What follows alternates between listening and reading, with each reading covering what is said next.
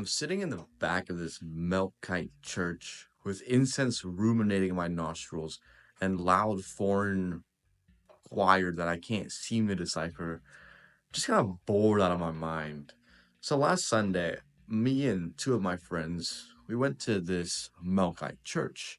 Now, I have two friends. One is Catholic and one is non-denominational. And my Catholic friend, he'd been going to this Melkite church 10 cities down south and an hour and 15 minutes commute every single Sunday because it was this good. Ever since he started going there, he's been telling me and my non denominational friend about how this church is, how cool it is, like the services they do in their mass, all the like minded people that go there. So, after maybe about a week of convincing both of us, we finally decided to take that day trip out there with him and his girl. Now, if you want my personal help, I want you to click that first link in the description. But it's Sunday morning, 9:15. I'm in the car. We're finally on the freeway when me and my non-denominational friend are absolutely dreading this.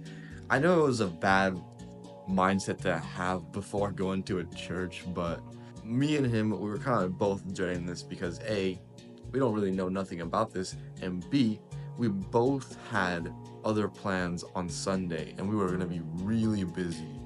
I had to record 7 videos because that's how I do it, and he had to do a bunch of chores. So me and him both are dreading it because we know that we're gonna have to do all the work in a lesser time frame very quickly. We can't mess up after we get home because we're gonna get home around like 5. We get there around like 10:50 and the mass starts at 11. My Catholic friend and his girl arrive there. We walk into the church and it's just incense ruminating my nostrils, man. I never have smelt anything like that before. So I was kind of huffing and puffing for a little bit until I got adjusted to it. My Catholic friend told me and my non-denominational friend to just chill in the back and just observe and don't really try to do anything because we're both not going to understand it. So me and my non-denominational friend, we're chilling in the back and I'm completely clueless on what is going on. The priest is reading something, and then there's choir singing, there's incense everywhere. Sometimes in the middle of the mass, we would have to move into one area so the priest and his fellow, I don't know what you call them, but it was a bunch of like 5 people holding like little sticks and stuff, would walk around and like wave the sticks. So it was a very like foreign experience to me because that was my like second time at church. So the mass started at 11 and we finished at 1:15. And I am so bored out of my mind throughout that whole 2 hours because I don't know what he's saying. I don't know the context. I don't know what's going on. The choir is speaking Latin or Greek, some foreign language I can't seem to understand. So I just was completely clueless on what was going on. After that mass ends at 1:15, the priest is like a 6'4", hella cool. He built the church with his hand, and he like shakes my hand, shakes my friend's hand, and invites us to this feast that they have after the mass. I automatically kind of felt like an imposter because this is my second time at church. I don't know anything about their religion. I don't know anything about the etiquette. I don't know if I should just keep my mouth shut or be myself. So I really felt like a dickhead when he invited me to eat food with him because like I felt bad, you know. It's like I don't know anything about him and I'm there, here I am like taking their stuff and then eating it. So when we were grabbing up the food, I put like a little bit just out of respect because it kind of felt off doing that because I felt like an imposter. So I kind of like didn't take much food and I didn't really talk much because I didn't want to say anything that might like offend them because I don't know what was etiquette or not.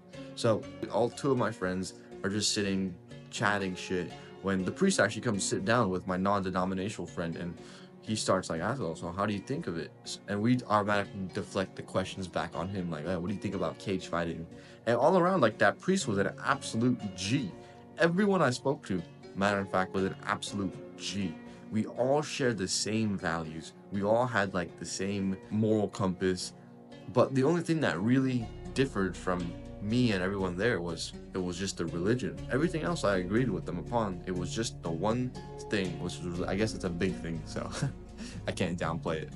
But we're talking for a cool 2-3 hours until it starts raining around like 4:30. Everyone stops eating because it starts raining and they start heading back home. Me and my non-denominational friend, we leave that church around like 4:50. And as we're on the way home, we can't help to think about, wow, like this was such an amazing experience, you know? Of course, there was a little bit of dread making that commute about like an hour and 30 minutes, and then we had work that we had to do when we got home, so we were still kind of a little salty about that. But after the experience, after meeting all the people, after just seeing the community and vibrance that this church had, it kind of made us feel a little bit less salty, right? But if you want my personal help, I want you to click that first link in the description. But that is basically how I start a conversation with any man or woman. I simply just go outside every week and do something cool and fun.